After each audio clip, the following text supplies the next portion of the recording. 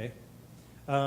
Just a little bit more about the logistics. The book itself, what you have is a copy that we've made in-house. The actual books are printed.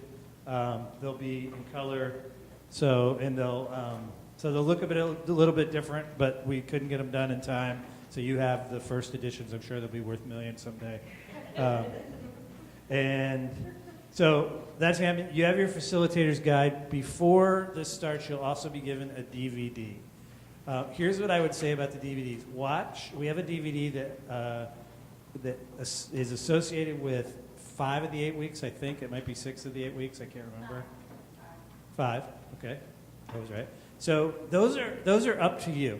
If it helps to give them something so they wouldn't have seen that, and if it helps just to start the evening with something different that they can watch and it gets the conversation going, sometimes that helps settle the group. So if you're in a home setting and you have a TV, if you're just not where you can get to a DVD, it's not mandatory for the study. We're going to show some of them today, so as you're watching them, just know everything we show today is going to be available to you on a DVD that'll just say week 1, week 2. And then if you look in your book under study outline, so it should be 5th tab. What we've done for you is we've given you an outline week by week, and I'm going to walk through just certain elements of the week. But if you look, and just so that you guys know, Lynn has done an amazing job.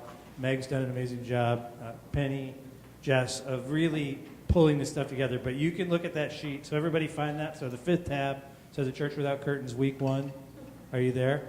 So if you look in the right-hand side, there's a little process points. The idea here is we're trying to help you think through, okay, what do I need to make sure I do this week? What's got to happen this week? Here's my outline.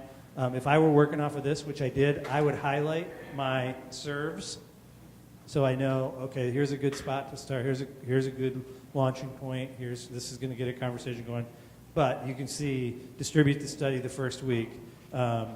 The second week, you talk about a spiritual growth assessment. Well, they got to take that before they come back. It's not in the book, so you're going to hand those out. We're also going to hand those out at church the week prior, and then show the video, what does it mean to be truly human. So we're going to watch that video right now, and then we're going to talk through just a little bit of week 1. Oh, hold on one second. Flet? You have a list of group covenant down here.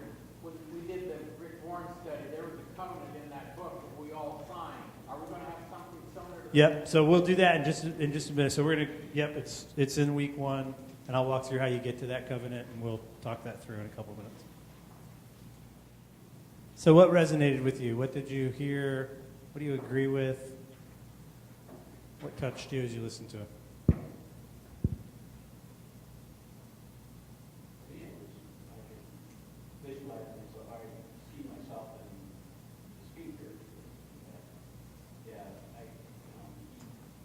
He went through all the experience of being closed off to people as well as being open to people. That's quite difficult. How do I make myself vulnerable to somebody, and keep myself safe? Right. So you related to him, even when he talked about his own fears of failure, fears of talking about being lonely. Anybody else? What resonated with you?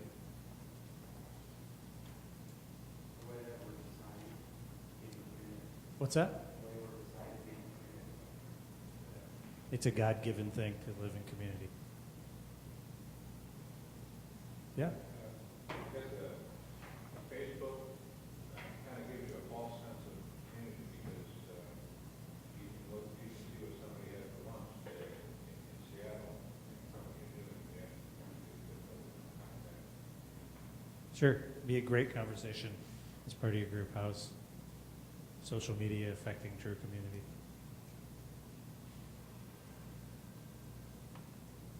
Anything else? I related to, I was exactly the way what he described before I entered the small group, before I took that plunge, that step of faith to open up and share. So I What is? Can you elaborate a little bit more? When you say I was exactly the same. I was lonesome, I was fearful, I was hiding, all those things. But if you saw me, you wouldn't know that about me. But you know what I mean? So when Meg, come on, you want to lead it to, so it helped me when somebody, so this is going to be good. It's going to be good. Good. Yeah. Anybody else? I was waiting for you. I thought you'd love that guy. And I'm gonna, and that's the thing, I liked him, and I also wanted to fight him on things. I wanted to fight him on, the essence, I think the essence of being human was To be vulnerable. be vulnerable or being human. I think he says vulnerable. Anyhow, and I thought, well, yeah, but there's other things about being human. But at any rate, the thing that hits me most is that stuff at the end where we talk about, where he talks about Lewis's quote, and then if you stay all by yourself, you become unpenetrable and unbreakable. Right. And that's not what people have voted for. It's what they actually get, but that's what they get. And that's the thing that's scary Right. and dangerous about not you. So week one, thank you, Dale. Week one, people are going to show up. They're not going to have They're not going to have studied anything. You probably, if at all possible, are going to want to show this DVD, this video, just because it's a good launching into a good conversation about what you are trying to accomplish as a facilitator in your small group. This is what we want. We want real conversation. We want to be able to come to the table, and we'll talk in a little bit about the curtains, and you'll have the curtains language kind of down, but you can help explain what that means and get through it. But you want to cast a vision to your group that we don't just want to get together for the sake of getting together. We want to experience some of what he's talking about, and so the group will have processed that a little bit. What I want to do is I want to jump right to the group covenant. That way we can get there. So if you go to page 8 in your book.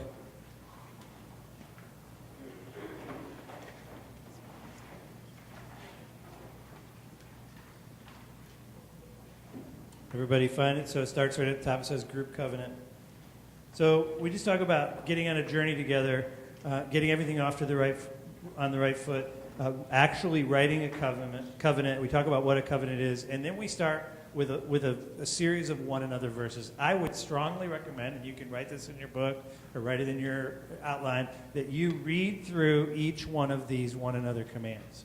That you just and here's how I do it in a group, and I don't care how you do it. This is just how I was trained in the leading edge sort of thing. I just say, whoever wants to read a passage. Whoever wants to read the next passage, read the passage. If you don't want to read, that's okay. But we're just going to read through these, and that you'll have little silent moments, and then you'll find out who your readers are and who your readers aren't. And I'm not a great reader, so I usually let other people read in a group, and it's great. So I would read through all of the one another stuff.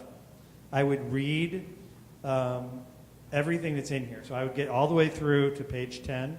I would talk about the no judgment. I would make sure people know what that means. Well, what do we mean by judgment? Like where are we going with that? I'd talk about the no fixing. So that's in there. Commitment to the process. I would be really clear about what the expectation there is, confidentiality. And then you'll see on page 11, it says, consider what you've read, discussed about a group covenant. Agree as a group what your commitment is. So this is where you're going to want to write what the group decides together. You're just going to want to write those words, and then you'll see when you get to week 2, it says review the group covenant. And you may have to review the group covenant in week 2 and maybe again in week 4, because part of what you're probably going to agree to is, hey, we're all going to show up on time and we're all going to have done our homework. Like that would be a good thing to have in your, and if they're not getting there, you may want to ask them that question, like, do we want to say anything about time? Do we want to say anything? Your covenant may be that you end on time, that we're going to honor each other's time, that we're going to get here on time, but we're going to end on time, that everybody will have taken the initiative to read through. Well, the beauty of the covenant is when you're into week 4 and nobody's doing their homework, you just remind them of what they committed to. You don't have to be the bad guy. You can just say, we made a covenant with one another. This is what we decided we're going to do. What gives? Are we going to stick to our covenant, aren't we? And usually that gets the group back on track. So week 2, you're going to want to review it for sure, and then you'll want to review it after that when it feels like it needs to be reviewed so that the group knows where you're going. Make sense? And then on page 12, this is just where the logistics of your group are put. So there's going to be a written covenant, and then the stuff on 12. Is that clear? Sort of? Joe, does that get to what you think you need? So I don't, we had at one point examples of a covenant, and I think it's better by the time you talk through all this, I think it'll naturally flow. It can just be bullets. You don't have to make it, to get out your lawyer hat and make it a contractual agreement. You just want to be able to all agree. And then what you'll notice if you go to page 13, every single week you have this page, Sunday morning service. What stood out to you from Sunday? That's probably, hopefully, going to be one of the places that you'll naturally land, because we're going to be teaching through kind of another layer of each week, and so it's a natural place. So you're going to see that every week.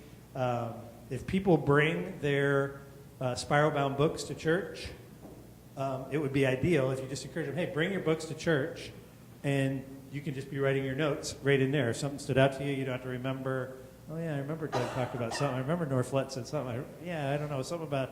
So it'd be an ideal time for them to have their books with them, taking a few notes, and being able to share when you get to that question. You'll see there's kind of a flow to each week. Where do we go from here isn't every week, and then you'll let them know, here's what you need to do for next week. For next week, you need to complete the spiritual growth assessment, so on and so forth. So, make sense? All right. So, yeah. The places to land, is that something I can figure out? Yes. Yep. Right, and I would say in week 1, it's pretty obvious. You're gonna. I want to land on the covenant.